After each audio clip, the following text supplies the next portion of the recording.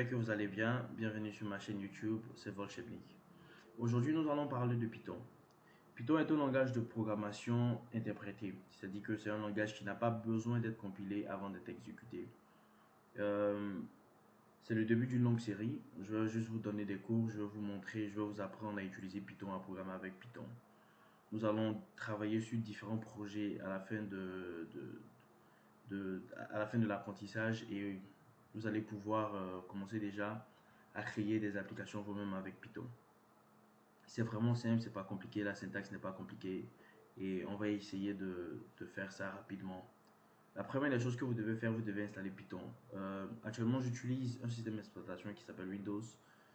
Du coup, je dois installer ça à partir du site internet ou bien à partir du store de Windows. Si vous avez une distribution Linux telle que Ubuntu ou bien Kali Linux et tout, je pense que c'est déjà installé par défaut. Je crois que c'est Python 2.7 et Python 3.8. Je crois qu'ils sont déjà installés par défaut. Sur le Mac OS, c'est pareil. Donc sur Windows, nous allons partir sur le site internet de Python. Voilà, donc là, nous avons le site internet de Python. Vous pouvez télécharger directement ici. Et là, la version qui est disponible, c'est Python 3.8.3. Donc, c'est la version que nous allons utiliser pour pouvoir programmer. Vous n'avez qu'à cliquer. Moi, j'ai déjà installé. Vous n'avez qu'à cliquer. Le téléchargement va être fait. On va essayer de voir s'il y a des modifications à apporter dans l'installation. Non. Je crois que quand vous allez lancer, il y aura une option juste ici qui vous demandera d'installer ça d'installer les global variables. Donc vous devez cocher ça et vous installer pour tous les utilisateurs. Je pense que c'est tout. Les projets que nous allons faire sont assez simples mais assez intéressants. Le premier projet c'est un motion detector. Un motion detector c'est un détecteur de mouvement. Je crois qu'on va faire ça en dernière position. Mais nous allons travailler sur un détecteur de mouvement. C'est-à-dire avec une caméra. Nous allons essayer de voir si par exemple il y a des mouvements dans une pièce. Et on va enregistrer les images dans une base de données ou bien sur l'ordinateur directement. On verra comment mettre ça en place. Le deuxième, c'est un web scraper. Un web scraper, c'est-à-dire que tu l'exécutes, il va sur le site et il peut récolter toutes les informations.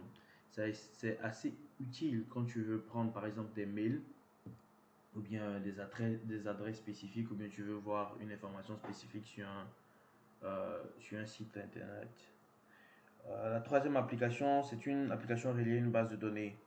On va essayer de relier une application à une base de données pour vous montrer. Je vais essayer de vous montrer comment ça fonctionne, comment travailler avec une base de données MySQL et NoSQL, comment stocker les informations et comment reprendre les informations.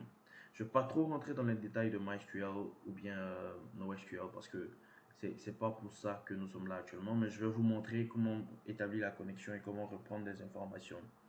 Après, nous allons travailler sur le GUI. Le GUI, c'est juste une interface graphique, c'est-à-dire que quand par exemple vous lancez, je sais pas, là par exemple, vous lancez, ça c'est une application. Quand vous lancez, ça c'est le GUI. Vous avez le command line aussi. Ça c'est command line, ça c'est GUI. Command line, GUI. Donc on va essayer de faire une application GUI où l'utilisateur peut interagir avec. La quatrième application, c'est contourner les antivirus avec Python. Donc on va essayer de créer un malware, c'est-à-dire un virus ou bien un virus pour pouvoir exécuter sur différents ordinateurs. Mais la plupart des ordinateurs que nous connaissons ont des antivirus.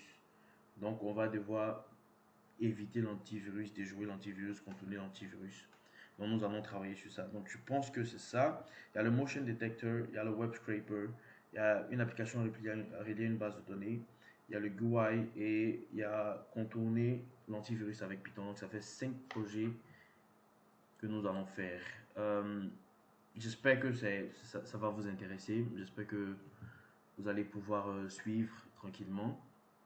Le seul problème que j'ai, c'est que j'ai l'habitude de parler en anglais, j'ai l'habitude de donner des cours en anglais. Donc ça va être un peu difficile pour moi. Souvent, je vais me perdre dans l'explication et tout. Donc bon, essayez d'être un peu indulgent s'il vous plaît. Donc, sans tarder, nous allons commencer.